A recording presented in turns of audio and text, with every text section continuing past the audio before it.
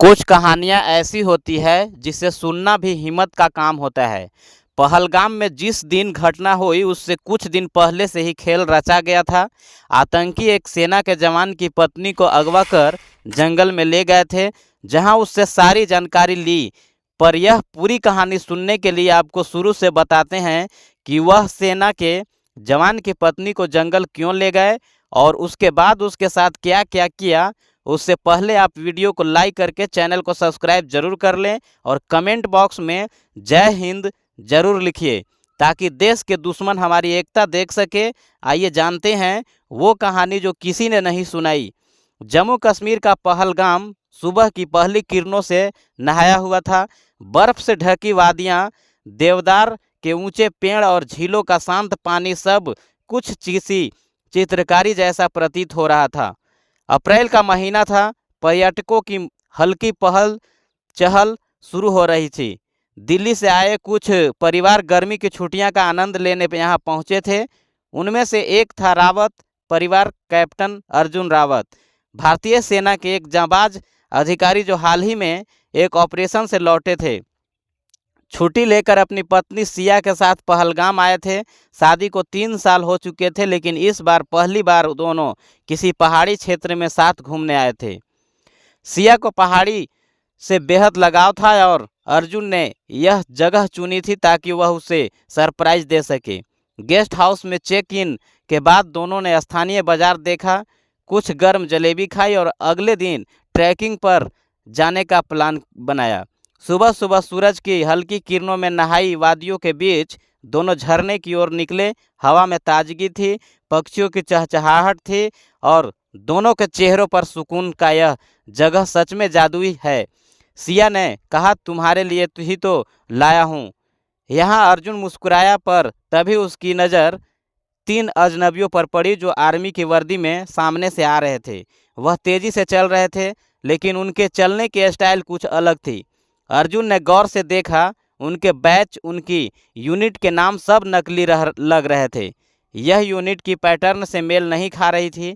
अर्जुन ने धीमे से कहा। सिया ने चौंक कर पूछा, क्या मतलब? यह असली आर्मी वाले नहीं हैं? मुझे शक हो रहा है। चलो यहाँ से। पर इससे पहले कि अर्जुन कुछ और कर पाते, एक ने पीछे से आकर अर्जुन उन्हें काबू में कर लिया। अर्जुन को एक झटके में बेहोश कर दिया और सिया को घसीटते हुए जंगल की ओर ले जाने लगे। घना जंगल, झिंगुरों की आवाज़ और तेज ठंडी हवा, चारों तरफ घना अंधेरा और नमी से भरी जमीन। सिया को होश आया तो उसने खुद को एक जीप के पिछले हिस्से में रस्सियों से बंधा पाया। उसके सिर में तेज दर्द था और शरीर सून हो चुका था। चारों ओर धुंध छाई हुई थी और पेड़ों के बीच से छन कराती हल्की रोशनी किसी डरावने सपने जैसी लग रही थी। उसके सामने वही 3 नकली सैनिक थे, अब बिना नकाब के। उनकी आंखों में दहशत थी और चेहरे पर वह ठंडापन जो किसी इंसान में नहीं, सिर्फ दरिंदों में होता है। जीप के पास आग जलाई गई थी और वहीं बैठकर वे कुछ खा रहे थे। हमें बताओ, पहलगाम में कितने लोग हैं? कौन कौन आया है? एक ने सिगरेट फूंक लेते हैं हुए पूछा। सिया ने कुछ नहीं कहा, उसका गला सूख चुका था, दिल तेज धड़क रहा था।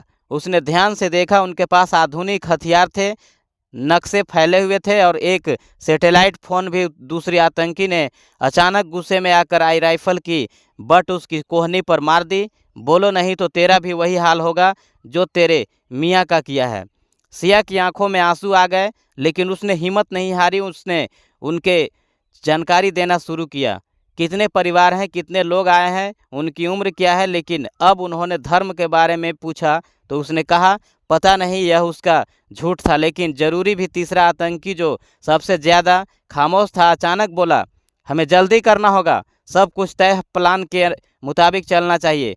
फिर उसने सैटेलाइट फ़ोन उठाया और किसी से कोड वर्ड में बात करने लगा। सिया ने उस भाषा को नहीं समझा, लेकिन अंदाज़ा लगा लिया कि कोई बड़ा कदम उठाने वाले हैं। कुछ देर बाद उन्होंने सिया को जीप से उतारा और जंगल के अंदर खींचते हुए ले गए। रास्ता संकरा था, कीचड़ और जालियों से भरा हुआ। एक पुराने सूखे पेड़ के पास पहुंचकर उन्होंने सिया को पेड़ से बांध दिया। यहाँ तुझे ठंड और डर दोनों समझा देगा कि अगली बार झूठ नहीं बोलना है। एक आतंकी बोला और जोर से हंसने लगा। सिया कांप रही थी डर से और उस अनिश्चितता को सो जो उसकी आंखों के सामने थी। जंगल की आवाज़ें अब भयानक लग रही थी। हर झिंगुर की आवाज़, हर पत्ते की सरसराहट जैसे कोई और आसपास आ रहा हो। उसने आसमान की ओर देखा, बिल्कुल काला था, जैसे कोई उम्मीद बाकी नहीं हो रही थी। लेकिन उसके अंदर कहीं एक कोना अब भी कह रहा था, हिम्मत मत हार। उधर जब अर्जुन को होश आया तो वह गेस्ट हाउस के पास ही घायल पड़ा था। सिर पर पट्टी बंधी हुई थी, चारों ओर हलचल थी। उसकी आंखों खुली तो सबसे पहले उसे सिया की चीख याद आई। वह तुरंत उठ खड़ा हुआ, लेकिन दर्द से लड़खड़ा गया। फिर भी उसने वहीं खड़े एक गार्ड को आवाज़ दी और पूरी घटना बताई। सेना की स्थानीय यूनिट को तत्काल सूचित किया गया।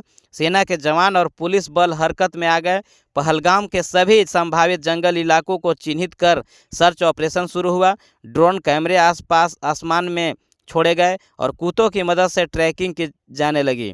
अर्जुन की फील्ड हॉस्पिटल में प्राथमिक उपचार दिया गया, लेकिन वहाँ वह रुकने को तैयार नहीं था। मेरी पत्नी उनकी कैद में है, मैं यहाँ बैठा नहीं रह सकता, उसने डॉक्टर से कहा। आईजी कश्मीर और एनआईए के अधिकारी घटनास्थल पर पहुंचे। अर्जुन ने अपनी पत्नी के अपहरण की सारी जानकारी उन्हें दी। अनुभव और सैन्य प्रशिक्षण जांच टीम के लिए बेहद उपयोगी साबित हुआ। सेना के उच्च अधिकारियों ने अर्जुन को विशेष सलाहकार के रूप में ऑपरेशन से जो डीएच दिया। एक अधिकारी ने कहा, सर अगर वह आतंकी थे तो अब तक एलओसी पार कर चुके होंगे। अर्जुन ने तुरंत जवाब दिया, नहीं, वह एलओसी की तरफ नहीं जा रहे थे, उनका प्लान कुछ और था। उन्होंने सिया को सिर्फ भगाने के लिए नहीं उठाया, उन्हें से जानकारी चाहिए थी। इसका मतलब है कि वह हमला करने की तैयारी में है। पूरे इलाके को हाई अलर्ट पर डाल दिया गया। पहलगाम से लेकर अनंतनाग तक की सीमाएं सील कर दी गई। जगह जगह चेक पोस्ट लगाए गए और हर वाहन की तलाशी शुरू हो गई। स्थानीय लोगों से भी पूछताछ की जाने लगी। सेना के जवानों के चेहरों पर गंभीरता थी। एक जवान ने अर्जुन से कहा, सर हम आपकी पत्नी को ढूंढ निकालेंगे, यह हमारा वादा है। अर्जुन की आंखों में आंसू थे, लेकिन होठ पर सिर्फ एक बात थी, वह डर सकती है लेकिन हार नहीं मानेगी। अगली सुबह पहलगाम से 20 किलोमीटर दूर जंगल में एक चरवाहे को एक लड़की पेड़ से बंधी मिली। पुलिस को खबर दी गई। जब टीम वहां पहुंची तो पता चला कि सिया ही थी। सिया बेहोश थी लेकिन जिंदा। उसे तुरंत अस्पताल लाया गया। डॉक्टरों ने बताया कि मानसिक और शारीरिक रूप से वह बहुत थकी हुई है, लेकिन स्थिर है। पुलिस अधिकारी जब उससे पूछताछ करने पहुंचे तो सिया ने जो बताया उसने सबके होश उड़ा दिए। वह कोई आम आतंकी नहीं थे। सिया ने कहा, वह बहुत संगठित थे और उन्हें पहले से पता था कि हम कब, कहां और कितने लोग आएंगे। उन्होंने मुझसे हर बात पूछी, नाम, धर्म, कहाँ से आए हैं। एक नोटबुक में सब कुछ लिखा। उनके पास सैटेलाइट फ़ोन था और नक्शे भी। एक ने कहा, हमें कुछ लोगों को निशाना बनाना है। एक पुलिस अफसर ने पूछा, क्या वो किसी खास धर्म के लोगों को टारगेट कर रहे थे। सिया ने सिर हिलाया, हाँ, उन्होंने कहा था कि हमें अपने धर्म का बदला लेना है। यह सुनते ही पुलिस और आर्मी के अधिकारी हिल गए। तो क्या यह एक बड़ा हमला करने की योजना है? हाँ, और बहुत जल्दी। सिया की दी गई जानकारी के आधार पर सेना और पुलिस ने 24 घंटे के भीतर एक संयुक्त टास्क फोर्स बनाई। इस फोर्स में विशेष फील्ड इंटेलिजेंस अफसर, साइबर विश्लेषक और ट्रैकिंग एक्सपर्ट शामिल किए गए। पहले चरण में एनआईए ने सैटेलाइट फ़ोन की फ्रीक्वेंसी को ट्रेस किया और पता लगाया कि उसका आखिरी सिग्नल पहलगाम से लगभग 17 किलोमीटर दूर के एक पुराने सैन्य बंकर से आया था। इस बंकर का इस्तेमाल 90 के दशक में सेना करती थी, लेकिन अब वह वीरान था। सेना ने इसे पहले ही संदिग्ध स्थल मान लिया था। 3 रूट्स को चिन्हित किया गया जहां से आतंकी वहां पहुंच सकते थे। इन रूट्स पर ड्रोन से नज़र रखी गई और कुछ इलाकों में समर्थ थर्मल इमेजिंग कैमरे लगाए गए। सेना के कर्नल दीपक मलिक ने ऑपरेशन की अगुवाई की और अर्जुन को ऑपरेशन सलाहकार के रूप में अपने साथ रखा। एक विशेष सॉफ्टवेयर की मदद से इलाके की डिजिटल मैपिंग की गई और सैटेलाइट फुटेज से गहराई से विश्लेषण किया गया कि किस रास्ते से आतंकियों ने घुसपैठ की। एनआईए ने सोशल मीडिया और आतंकी नेटवर्क पर चल रही गतिविधियों की जांच शुरू की। पता चला कि कुछ कोडवर्ड में बातचीत हाथ में के दिनों में ट्रेस की गई थी। उन कोडवर्ड्स को फ्रैक करने पर एक दूसरा बड़ा खुलासा हुआ। आतंकी कोई बड़ा मीडिया स्टंट करने की योजना बना रहे थे। इसी बीच पुलिस ने कुछ स्थानीय संदिग्धों से पूछताछ की। एक संदिग्ध युवक ने बताया कि उसने जंगल के भीतर कुछ अजनबी लोगों को घूमते हुए देखा था, जिनकी बोली अलग थी और वो जो रात के वक्त आते जाते थे। उसकी जानकारी को गंभीरता से लिया गया और उस क्षेत्र को प्राथमिक पर रखा गया। हमारे पास ज़्यादा समय नहीं है, अर्जुन ने कहा। अगर इसका मकसद हमला है तो वह जल्द ही करेंगे। अगले 12 घंटे बेहद सतर्क रहना होगा। सेना ने ऑपरेशन रेड चैन नाम से रणनीति तय की। इसमें 3 यूनिट बनाई गई, एक टोही, एक हमलावर और एक बैकअप संचार। पूरी तरह कोडित रखा गया और पहलगाम से बाहर सभी रास्ते बंद कर दिए गए। अब खेला चालों का था और हर कदम सोच समझ कर उठाना जरूरी था। एक भी चूक पूरे मिशन को खतरे में डाल सकती थी। सेना और पुलिस ने 24 घंटे में एक विशेष टास्क फोर्स बनाई। सैटेलाइट फुटेज खंगाली गई। पहलगाम के सारे एंट्री एग्जिट पॉइंट सील कर दिए गए। एनआईए को उस सैटेलाइट फ़ोन की फ्रीक्वेंसी मिल गई जो आतंकियों के पास था। लोकेशन ट्रेस की गई। वह अभी भी जंगलों में ही छिपे थे, शायद किसी गुफा या पुराने बंकर के में। हमारे पास ज़्यादा समय नहीं है, अर्जुन ने कहा। अगर इनका मकसद हमला है तो वह जल्द ही करेंगे। जांच से पता चला कि यह आतंकी लश्कर हक नाम के एक नए संगठन से थे जो भारत में सांप्रदायिक तनाव फैलाना चाहता था। उनका मकसद था एक फेक वीडियो बनाना जिसमें दिखाया जाए कि सेना ने स्थानीय लोगों पर अत्याचार किया और उसी बहाने से असली हमला करना। वो वीडियो किसके लिए था? विदेशी मीडिया के लिए। एनआईए अफसर बोला, एक साइकोलॉजिक ऑपरेशन। इसका मतलब साफ था, सिर्फ हमला नहीं, भारत की छवि को भी अंतर्राष्ट्रीय स्तर पर नुकसान पहुंचाना। सेना ने ऑपरेशन घेरा शुरू किया। पहलगाम के जंगलों में ड्रोन और स्नाइपर्स तैयार किए गए।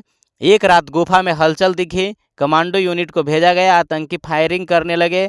दोनों तरफ से गोलियां चली। सिया द्वारा बताए गए रास्ते से एक यूनिट पीछे से कई 3 में से 2 आतंकी खत्म कर दिए गए, लेकिन एक भाग निकला। वो लीडर है, अर्जुन बोला। हमें उसे हर हाल में पकड़ना होगा। भागा हुआ आतंकी पास के गांव में छिपा हुआ था और एक स्कूल के पास कुछ बड़ा करने की योजना बना रहा था। स्थानीय पुलिस और सेना ने वहां भी सर्च किया। एक लड़के ने बताया कि एक अजनबी ने उसे पैसे देकर एक बैग को स्कूल के पास रखने को कहा था। अब यह सुनते ही सेना के जवानों के हाथ पैर फूल गए। उन्हें समझ आ गया कि जल्द ही कुछ बड़ा होने वाला है। सेना ने सर्च ऑपरेशन शुरू कर दिए और फिर जिसने उस लड़के को बैग स्कूल के पास रखने को कहा था उसे पकड़ लिया गया। पूछताछ में उसने बताया, हम सिर्फ 3 नहीं थे, एक और ग्रुप एलओसी से आने वाला है। सेना ने एलओसी के पास हाई अलर्ट जारी कर दिया और इससे पहले कि एक और ग्रुप आता, सेना ने उनके हौसले सभी रास्ते सील कर के तोड़ दिए। अब अर्जुन कुछ दिन बाद होने वाली घटना से अनजान था। अर्जुन ने कहा, सिया ने ना सिर्फ मेरी जान बचाई बल्कि देश को एक बड़ा हमला झेलने से अभी के लिए तो बचा लिया है। लेकिन इन सबके बावजूद सिया ने अंदर कुछ टूट गया था। अस्पताल से लौटने के बाद वह चुपचाप रहने लगी। उसके सपने में अब भी वह जंगल, वह चीखे और वह बांधने की रस्सियां लौट आती थी। कभी कभी वह रातों को चीखते हुए उठ जाती। अर्जुन उसे थामता लेकिन कुछ कह नहीं पाता। एक मनोचिकित्सक की मदद ली गई और धीरे धीरे सिया ने खुद को लिखने में लगाया। वह डायरी में उन घटनाओं को दर्ज करने लगी। उसने लिखा, जब आपके सामने मौत खड़ी हो और फिर भी आप सोचे कि मैं कुछ कर सकती हूँ, वही पल असली जिंदगी होता है। पर अब जब भी वह पहलगाम का नाम सुनती है तो उसकी आंखें नम हो जाती है। एक सन्नाटा उसकी आत्मा में बसा रह गया, जैसे यह घटना हमेशा उसके अंदर जिंदा रहेगी। पहलगाम की वादियां अब भी गवाह है उस तूफान की जिसने एक शांत यात्रा को देश की सुरक्षा की सबसे बड़ी लड़ाई में बदल दिया। इस कहानी से हम सीख सकते हैं कि हमें हमेशा सतर्क रहना चाहिए।